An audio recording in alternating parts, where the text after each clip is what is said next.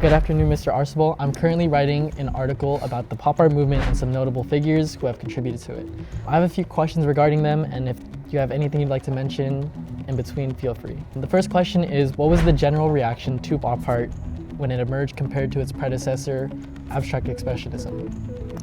I think in general it was a welcome because there was representation came back, and I think a lot of audiences were receptive to that.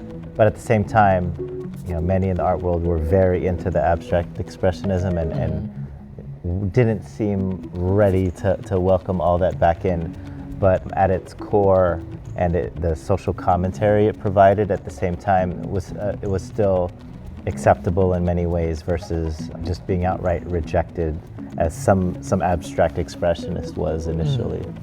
The next question is, what about the pop art movement in particular stood out other than its designs compared to other movements?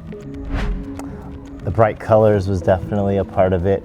A lot of abstract expressionism, the colors got muddy, and the imagery was already something hard for some people to grasp.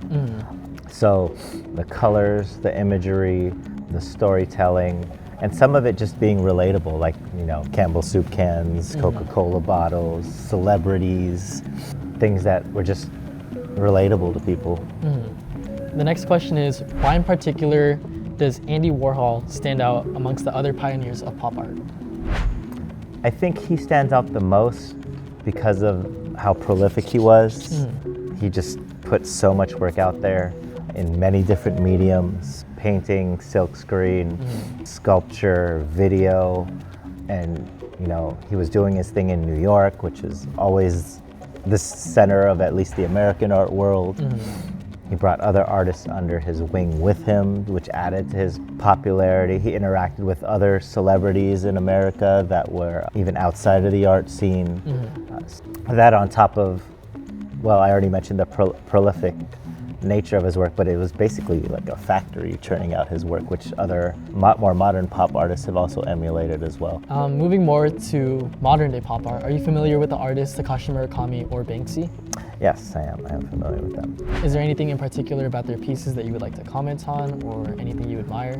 Murakami, I like that it's very accessible to all ages. The subject matter is fun to look at, the colors are fun to look at, and all the surfaces that he covers with his work, it's just like overwhelming in a way.